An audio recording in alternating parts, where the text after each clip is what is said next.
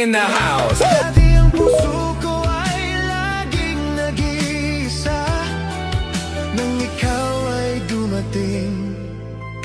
Lahat nagbago na, di ba ikaw